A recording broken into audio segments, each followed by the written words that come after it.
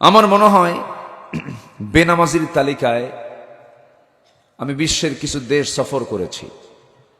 56টি মুসলিম রাষ্ট্র গোটা দুনিয়াতে, 200 শতাধিক রাষ্ট্র আছে, 800 কোটি মানুষের বসবাস এই দুনিয়ায়, 180 কোটি মুসলমান, মোট জনগোষ্ঠীর জনসংখ্যার প্রায়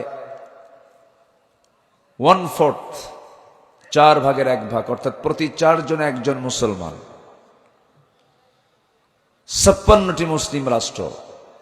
খনিজ সম্পদের দিক থেকে মুসলমানদের সম্পদই বেশি। গোটা পৃথিবীতে মুসলমানদের এত সম্ভাবনা থাকার পরেও গোটা পৃথিবীর মুসলমানদের এই চরম দুর্ভোগ কেন? তাদের প্রতি এত অত্যাচার, জুলুম কেন? এর কিছু কারণ যদি আমরা খুঁজতে যাই, আমার দেশটাই ধরেন, 18 কোটি মুসলমান, এর ম্যাক্সিমামই বেনামাজি, নামাজি পড়ে না। আছে কিনা বলে? মাত্র 5% নামাজ পড়ে, মাত্র 5%। বাকি 95% নামাজেরই খবর নাই, কিন্তু মসজিদ বানাতে খুব পাগল। কি বানাতে পাগল বলেন তো? মসজিদ। মসজিদের সঙ্গে মসজিদ লাগানো থাকে। গ্রামের ভিতরে 3 জায়গায় মসজিদ, একই গ্রামে 2 কোনায় 2টা, 2 পাশে 2টা, মাঝখানে আরেকটা। প্রয়োজনে গন্ডগোল হলে আরেকটা তৈরি হবে।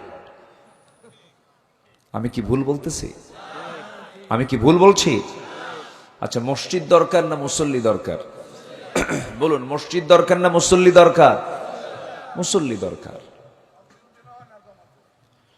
ফজরের সময় মুসল্লি আসে মাত্র 4 জন, তাও 4 যুবক না, 4 বুড়া।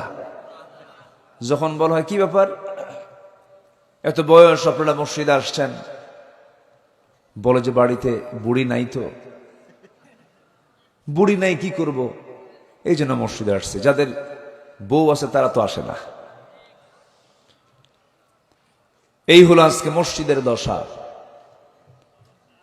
অথচ আল্লাহ রাব্বুল আলামিন বান্দার সেই কাজে সবচাইতে বেশি অসন্তুষ্ট হন যখন বান্দা নামাজ ছেড়ে দেয়। সবচাইতে বেশি রাগ করেন তিনি। এবং জাহান্নামে যাওয়ার যতগুলো কারণ আছে, এর মধ্যে 1 নম্বর কারণ হলো কি বলেন তো? বলেন বলেন।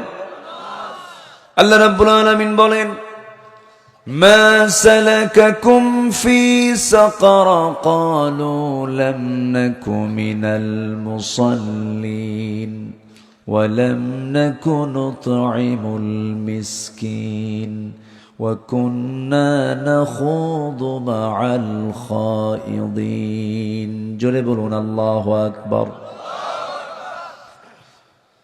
আরেক জায়গায় মহান রব্বুল আলামিন বলেন, فخلف من بعدهم خلف أضاعوا الصلاة واتبعوا الشهوات فسوف يلقون غيا।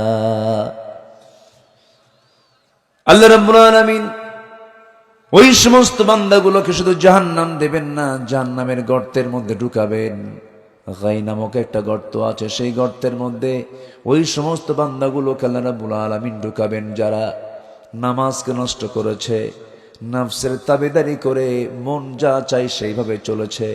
আল্লাহ তাদেরকে জাহান্নামের গর্তের মধ্যে ঢুকাবেন। জোরে বলি নাউযুবিল্লাহ।